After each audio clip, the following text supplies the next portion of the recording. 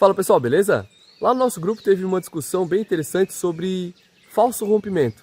O que seria, né, um falso rompimento? Como operar isso aí? E daí lá no nosso grupo, né, o Enéas falou de forma excelente lá no áudio qual que é o conceito, né, por trás da lógica de um falso rompimento. Só que eu quis trazer um vídeo aqui que é falando sobre falso rompimento de uma outra forma. Ou seja, o que você define que é um falso rompimento ou não depende da estratégia. Então eu vou compartilhar minha tela aqui com vocês, espero que vocês gostem desse vídeo, né? Lembrando que se você ainda não participa do nosso grupo, né? O link está aí na descrição. Lá no nosso grupo a gente fala bastante assunto, pessoal, que às vezes não é trazido aqui no canal, né? Então é bastante interessante você participar do grupo também, beleza? Tamo junto, é nóis, valeu! Olha só, eu vou trazer um vídeo muito interessante aqui, que é a questão de rompimentos, né? Falsos rompimentos. O Alexandre, ele questionou lá no nosso grupo, né, sobre essa questão, e ele perguntou assim, ó, mas o que é o falso rompimento e por que ele existe? Só a lógica dele estou tentando buscar. Aí lá no nosso grupo, o Enéas, né, falou de forma excelente a lógica por trás dos rompimentos, né, dos falsos rompimentos. Foi excelente, tudo certo. Então, lá no nosso grupo, né, a gente discute bastante assunto, né, então mais uma vez, né, se você ainda não participa do nosso grupo, né, o link está aí na descrição. Mas olha só, o que eu quero trazer aqui, a parte central desse vídeo é o que a gente define que é um falso rompimento ou não. Porque às vezes o que eu posso dizer que é um falso rompimento, para outra pessoa pode não ser um falso rompimento e ser um rompimento de fato. Então, o que define se é um falso rompimento ou não é a forma como você vai objetivar a estratégia. Eu vou trazer aqui alguns exemplos. Ó. Por exemplo, aqui, ó. Aqui eu separei aqui um exemplo, né? Temos aqui separador de períodos.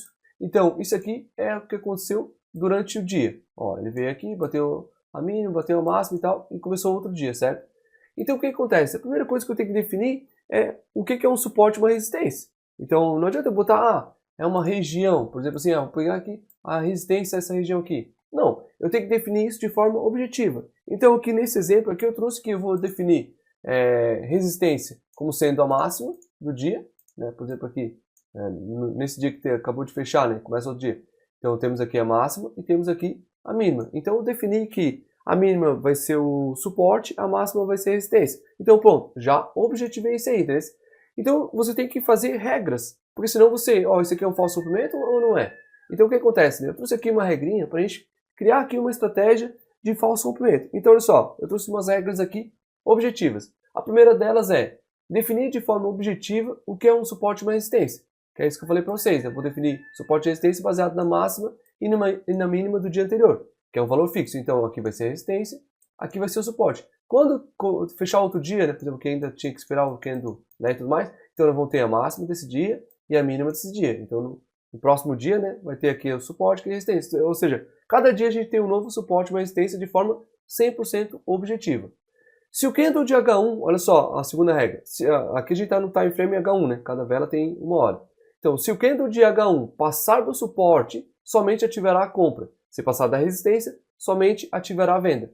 O que significa isso aqui, né? Então assim, ó, aqui nós temos aqui o suporte, nós temos aqui a resistência, certo? Ó, resistência aqui, suporte aqui. Então, se o candle de H1, ou seja, cada candle de H1, que é isso aqui que passou, tá vendo? Ó, passar do suporte, no caso aqui ele passou da resistência, então só vai ativar venda, ou seja, passou aqui da resistência, né, no caso, a gente só vai ativar venda nesse caso aqui. Se ele passasse aqui do suporte, a gente só pensaria na compra. Então a gente está definindo as regras.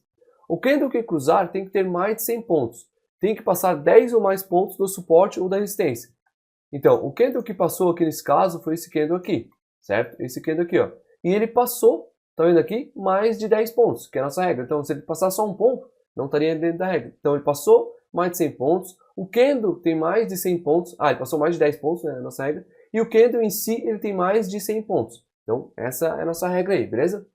Ele tem que romper e fechar dentro. Exemplo, rompeu o suporte, passou mais de 10 pontos e voltou, fechou dentro. Então aqui no caso, ó, ele tem mais de 100 pontos, ele passou mais de 10 pontos, ele rompeu e ele acabou fechando dentro de volta. Ou seja, ele passou e fechou dentro. Opa, é a nossa regra. Então se acontecer isso, deixar uma ordem pendente da mínima, se for uma resistência, de venda, e se for um suporte, deixar uma ordem máxima, na máxima de compra. Então como aqui foi na resistência, a gente vai deixar uma mínima, uma ordem de venda, né, no caso no stop loss, no caso um sell stop, aqui ó, nessa mínima aqui. Então a gente vai deixar uma venda programada aqui, certo? E a gente vai pegar, ó, alvo de 100 pontos, stop loss de 100 pontos. Então, Vamos supor que aqui fosse 200 pontos. Nosso 100 pontos seria mais ou menos aqui, né? Então a gente deixaria um alvo aqui, stop loss mais ou menos aqui assim. Então, ó, essa operação aqui, o próximo candle veio, ativou a nossa ordem, chegou a voltar pro... chegou aqui logo na sequência já deu take, né? Então, então aqui, ó, a gente pode definir que, né, nessa situação aqui que a gente definiu essa regra, ficou claro para nós que isso aqui foi um falso rompimento. Ou seja, ele passou ali e depois voltou. Só que se tu olhar bem, essa resistência aqui, ele rompeu. Então não foi um falso rompimento, né? Ele rompeu. Então é isso que eu falo para vocês. O que define um falso rompimento de um não falso rompimento é a regra que você vai estipular. Outro exemplo aqui, ó. Esse aqui, por exemplo. Temos aqui a máxima e a mínima do dia anterior, certo? Ó, aqui, né? Temos a mínima, a máxima. Então no dia seguinte, ó, mesma coisa lá, ó, passou mais 10 pontos. Vamos deixar uma ordem pendente aqui embaixo, né? Lembrando que tem esse candle aqui, certo? Um alvo de 100 pontos. Mais ou menos seria aqui assim, stop loss, mais ou menos aqui assim, ó. Mais uma vez deu take. Então aqui, ó, temos essa resistência aqui, certo? O preço veio, bateu na resistência e, foi um falso rompimento. Segundo a nossa regra, né? E aqui claramente, né, mostrou que foi um falso rompimento. Agora veja esse outro exemplo aqui, ó. Olha só. Temos aqui novamente, né? A mínima, a máxima. Então tem o suporte e resistência. Então o candle que rompeu foi esse candle aqui, certo? Ele rompeu, passou mais 10 pontos, o candle tem mais 100 pontos, beleza. Vamos deixar então um alvo aqui, né? Um buy stop aqui. Alvo de 100 pontos, seria mais ou menos aqui. Stop loss, 100 pontos, seria mais ou menos aqui. Então olha só, ele veio aqui, né? Ele entrou nesse candle aqui, né? Ou seja, nesse candle verde que ele ativou a ordem. Veio um pouco negativo. Depois nesse candle aqui, ó, olhando só no modo visual, ele já bateu lá em cima e bateu aqui embaixo. Então, só no modo visual eu não tenho como saber se essa operação deu stop ou deu take. Mas vamos considerar aqui, lembrando que o alvo de 100 pontos é muito curto para o time frame de H1, então isso acontece. Por isso tem que ter alvos mais longos, mas só para ficar, é um exemplo apenas, sabe? Teria que usar mais pontos. Mas vamos supor que aqui teria dado take. Então, mais uma vez, deu take, a gente operou um falso rompimento. Só que, veja, mais uma vez, ó, isso aqui não foi um falso rompimento, né? Ou seja, temos aqui o suporte e ele rompeu o suporte. Só que, baseado na minha regra, para mim foi um falso rompimento.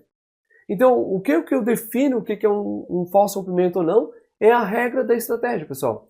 Então, é isso que eu falo. Você tem que definir uma estratégia 100% objetiva e aí você consegue fazer backtest. Então, o que eu posso definir como um suporte, uma resistência? Para mim pode ser suporte, para você pode ser resistência. Tudo é baseado em regra. Então aqui é um falso rompimento para alguns, mas para alguns não é. Para alguns pode ser um falso rompimento. Então, para você definir o que é um falso rompimento ou não, você tem que definir regras. Por exemplo, aqui eu estipulei que 10 pontos, né? Mas se eu botasse 100 pontos, ó, que ele só vai ativar se for 100 pontos. Seria mais ou menos aqui assim. Ou seja, só quando cruzar essa resistência 100 pontos. Então, já não seria um falso rompimento na minha regra. Mas como eu defini só 10 pontinhos, já foi um falso rompimento. Então, objetivar a estratégia, pessoal, é que vai dizer o que é um falso rompimento e o que não é. E tudo no mercado financeiro engloba isso. Você tem que objetivar as coisas para daí sim fazer backtest e ver se aquilo que você definiu funciona ou não funciona. O que eu vejo no mercado financeiro é que está faltando isso. As pessoas estão operando de forma discricionária, baseada em achismo. E não, pessoal, tudo a gente tem que objetivar. Claro que aqui foi só uma regrinha muito simples, né? Existem alguns detalhes, por exemplo assim, ó, aqui temos esse dia, certo? Aí no próximo dia o candle ele pode já abrir aqui embaixo. Então você pode definir lá, se abrir com gap e tal, fora depois da máxima, depois da mínima, eu não vou entrar naquele dia. Ou seja, estaria já fora do padrão. Então, existem muitas regras, mas aqui é só uma regrinha simples. Eu nem cheguei a fazer backtest dessa estratégia aqui para ver se funciona ou não. Então fica aí, ó, se você quer fazer um robô aí para ver se funciona ou não. Então eu quis trazer esse vídeo aqui para mostrar de fato que a gente tem que operar de forma objetiva, pessoal, beleza? Então é isso, espero que você tenha gostado desse vídeo. É nóis, valeu!